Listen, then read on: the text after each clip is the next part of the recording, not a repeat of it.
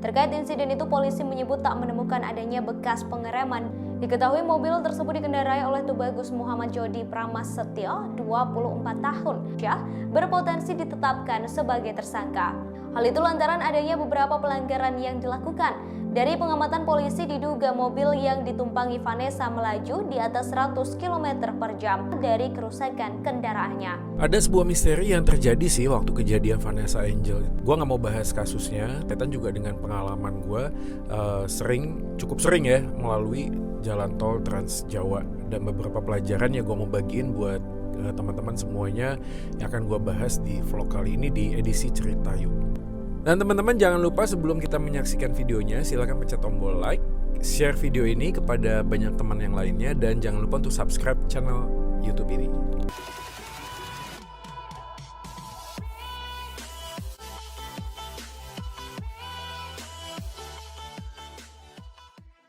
Oke, first of all, teman-teman sekali lagi gue ikut berduka cita dan berharap kejadian ini adalah kejadian terakhir. Tapi gue mau bagiin beberapa hal sih berkaitan dengan pengalaman gue juga bersama dengan keluarga nyetir mobil dari Surabaya ke Bandung, Surabaya. Jadi which is itu adalah jalan tol yang sama yang digunakan oleh Vanessa Angel, suami dan asisten rumah tangga dan anaknya. Nah, beberapa hal yang gue mau bagiin karena ini juga penting banget buat kita yang mau melakukan perjalanan yang cukup jauh. Sekali lagi ini dalam perspektif gue sebagai pengguna ya, user. Jadi gue gak dalam posisi gue adalah seorang expert di dalam mengendarai kendaraan atau mungkin expert di dalam melihat kecelakaan dan lain sebagainya. Gue nggak ngebahas itu. Yang gue mau highlight adalah gue sebagai driver, sebagai orang tua juga, sebagai kepala rumah tangga juga yang membawa keluarga nyetir.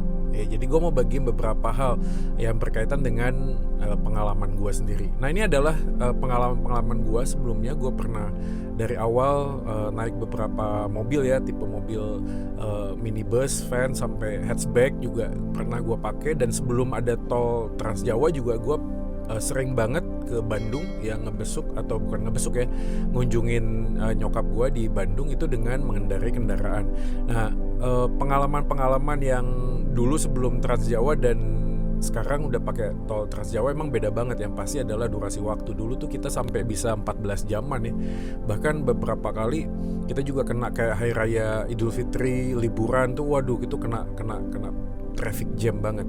Nah, waktu udah ada tol Trans Jawa tuh enak banget. Walaupun memang ya kita tuh udah pernah ngalamin juga tol itu tuh waktu masih gratis waktu itu. Gue inget banget masih gratis, jadi itu murah banget. Tapi sekarang udah mulai berbayar. Perjalanan totalnya kurang lebih 800.000 ya, Surabaya sampai Bandung Surabaya. Kalau berlima gitu sama keluarga, 3 anak sama istri 1 sama gue, ya emang lebih murah. Dan yang gue senang adalah gue suka nyetir jalan jarak jauh. Jadi gue dari sejak SMA ya udah nyetir, udah gitu juga waktu kuliah juga sering nganter atau jadi drivernya bokap gua dari Bandung ke Lampung guys. Itu juga kurang lebih 14 jam, jadi nyebrang ferry. Itu perjalanan juga luar biasa, jalan lintas Sumatera ya, lintas timur waktu itu. Jadi punya banyak pengalaman. Nah, gua akan bagiin beberapa hal sih berkaitan dengan teman-teman yang mungkin mau berangkat atau pergi jarak jauh dengan nyetir mobil. Nah, yang pertama yang pasti adalah gua sih ngelihat ya, kita butuh sebuah traveling plan. Ya, bukan cuma lu yang naik pesawat, tapi naik mobil juga perlu traveling plan. Traveling plan itu adalah sebuah kesepakatan dari awal. Kalau lu nyetir sendiri, setiap kali berapa jam itu harus berhenti gitu. Jadi 4 jam gitu lu harus berhenti. Nah, kadang-kadang masalah terbesar pada waktu nyetir tol Trans Jawa itu adalah ngantuk. Jadi traveling plan itu membantu kita banget untuk kita tuh bisa punya waktu kapan kita akan berhenti dan harus berhenti, walaupun kita nggak ngerasa gue nggak ngantuk nih, gue jabarin aja. Kenapa? Karena gini, kadang waktu kita nggak punya traveling plan itu kita tuh jadi punya sebuah keinginan untuk cepat nyampe. Nah, ini problemnya. Kita pengen cepat nyampe, akhirnya rest area yang ada tuh kita lewatin aja gitu loh. Dan bukan cuma sekedar pengen cepat nyampe, tapi kadang-kadang tuh karena kita ini juga ya sekali lagi ya pengen cepat nyampenya, nggak kerasa mobil kita tuh kita udah nyetir udah cukup tinggi gitu loh kecepatannya. Anyway, karena tol Trans Jawa itu nggak terlalu rame ya, bahkan cenderung sepi. Kita nggak tahu bahwa mobil kita tuh udah meluncur cepat banget gitu loh. Nah beberapa kali juga biasanya karena gue punya traveling plan, tahu kapan kita mau berangkat. Nah hati-hati ada sebuah peak moment ya, ada sebuah ya mungkin bukan peak moment ya, sleepy moment lah mungkin ya. Jadi ada waktu-waktu tertentu kadang kita tuh ngantuknya tuh berat banget. Nah biasanya menurut gue ya secara eksperimen itu pengalaman adalah yang pertama setelah kita berhenti dan makan. Ya, jadi kalau gue tahu gue berangkatnya pagi, harapannya adalah nyampenya sore, nggak terlalu malam gitu ya. Kalau gue dari Bandung ke Surabaya atau Surabaya ke Bandung pagi kurang lebih jam 8-an, itu nyampenya paling jam 5 gitu udah nyampe sih ya. Itu normal jam 5 itu termasuk dengan berhenti. Nah biasanya kan kita berhenti tuh kalau nggak kebelat pipis, ngisi solar atau ngisi bahan bakar lah ya, ngisi bensin atau ngisi solar, lalu kita berhenti tuh. Nah biasanya cepet banget tuh berhentinya. Nah beberapa rest area memang nggak terlalu pengen lama-lama sih, jadi nggak terlalu asik. Beberapa ada yang bagus sih, jadi bagus tuh gini, ada beberapa menu makanan yang kita bisa berhenti, terus ada Starbucks-nya, ada Excelso-nya, yang gitu-gitu kan seru ya, sekalian juga bisa seneng-seneng lah ya, bisa foto-foto. Tapi ada beberapa yang memang kayak biasa aja gitu, dan kita cuma pengen cepat aja berhenti, lalu pengen cepat cabut aja gitu loh. Nah traveling plan ini menolong kita supaya pada waktu kita ini tahu mau jam berapa berangkat, kita tahu kapan kita akan berhenti dan di mana berhentinya. Kurang lebih.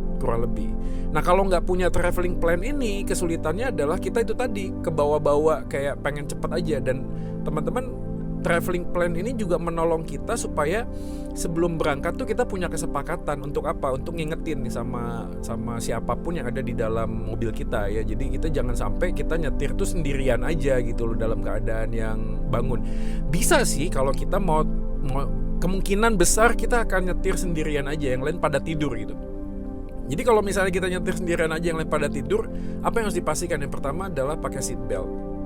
Teman-teman yang di belakang juga dipastiin bahwa mereka itu safe ya. Lalu yang kedua, supaya kita ini dalam kondisi yang tetap oke, kita harus bersengaja itu nyiapin sesuatu guys. Jadi kalau gue biasanya gue nyiapin citato, gue nyiapin kopi misalnya, itu udah pasti ya, atau apapun gitu di dalam mobil. Jadi waktu gue nyetir, gue akan melakukan aktivitas itu ya, melakukan aktivitas ngemil dan seterusnya. Bahkan bersengaja juga nyiapin lagu-lagu yang bakalan gue suka dan gue bisa nyanyi-nyanyi di mobil ya, sambil nyanyi-nyanyi sambil nyetir. Nah itu menolong banget guys, menolong banget supaya waktu kita ini dalam kondisi misalnya agak-agak langsam ya, bawah gitu ya, udah mulai ngantuk, kita nggak kerasa, kita tuh bisa kayak aware gitu loh melakukan aktivitas-aktivitas seperti ini. Tapi yang paling bener adalah setiap berapa jam tuh berhenti. Jadi itu yang pertama sih, gue suggest kita punya traveling plan. Yang kedua adalah bukan cuma traveling plan, tapi yang kedua adalah perhatiin juga mobil sih. Mobil kan kita pasti nyiapin mobil ya. Tapi gini, gue beberapa kali punya pengalaman di tol Trans Jawa itu, jalannya itu bisa berubah dari yang aspal hot mix gitu ya, terus tiba-tiba dia tuh dalam bentuknya mungkin menurut gue itu semen ya, bukan semen ya, apa ya maksudnya ya, tapi bukan pokoknya bukan jalan yang biasanya. Nah itu bagi beberapa mobil, contohnya mobil gue kan suspensinya juga berubah ya, bukan nggak normal lagi nih. Nah velgnya juga udah nggak normal lagi. Nah itu sebenarnya juga memberikan semangat sih, maksudnya membuat gue tuh semakin sadar bahwa daya apa ya maksudnya ya, goncangan mobil tuh begitu dia ada sesuatu jenglongan, kita tuh bisa kayak wake up, kayak bangun. Itu positifnya. Tapi gue nggak endorse atau mendorong kalian untuk memodif mobil gitu. Tapi kalau mobil normal itu biasanya lewat aja ya, gampang saja, lewat saja. Tapi masalahnya adalah kita butuh hati-hati karena pada waktu kita nyetir mobil itu dan berubah jalannya, itu bisa jadi selip guys, karena kecepatan terlalu tinggi.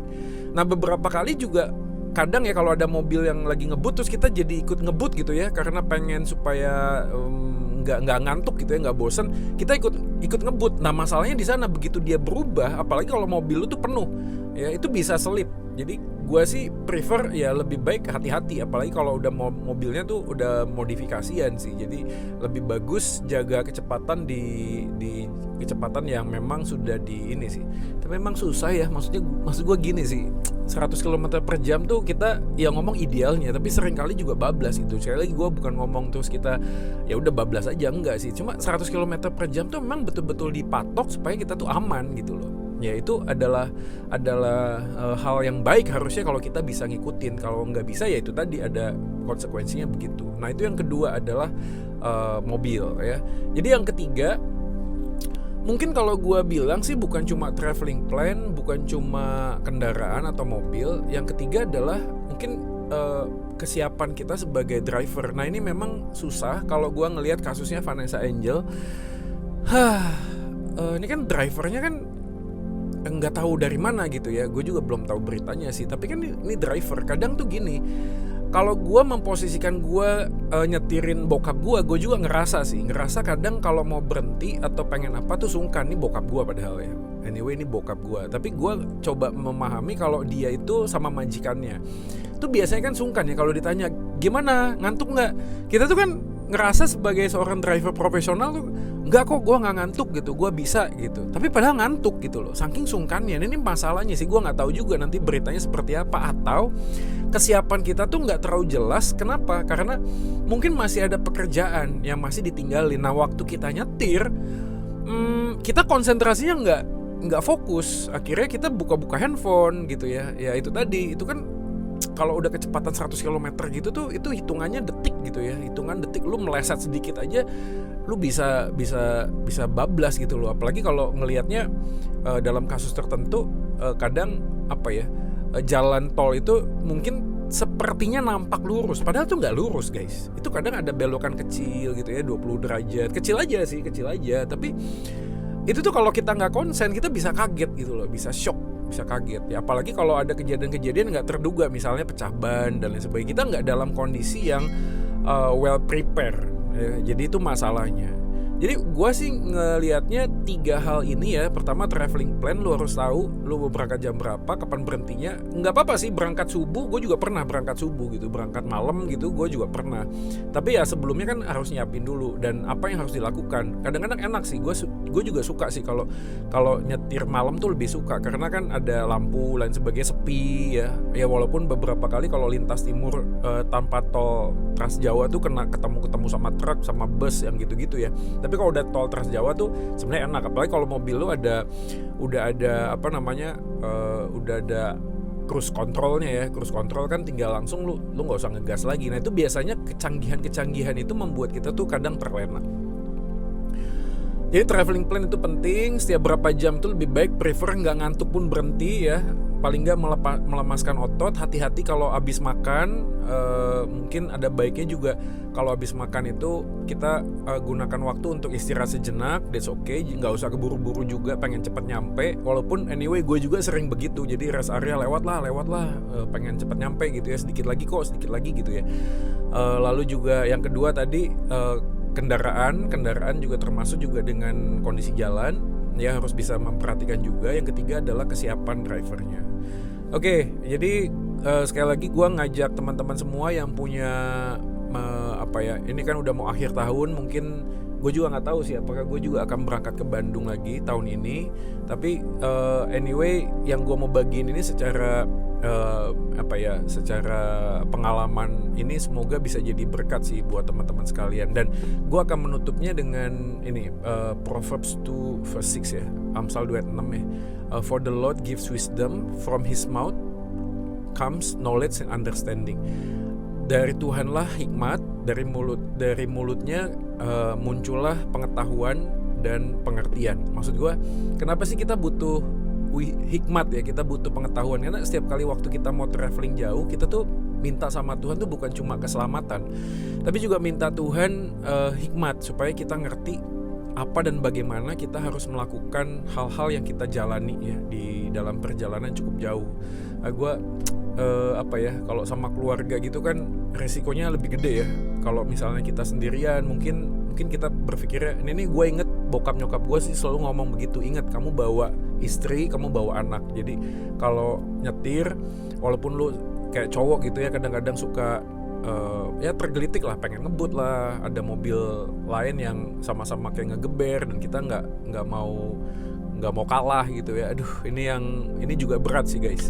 Tapi anyway, sekali lagi gue ikut berduka cita, dan kiranya vlog ini di dalam edisi Cerita Yuk ini bisa jadi berkat buat teman-teman sekalian. Tetap sehat dan semangat, dan Tuhan memberkati kita. Saya Joy Manik, saya pamit.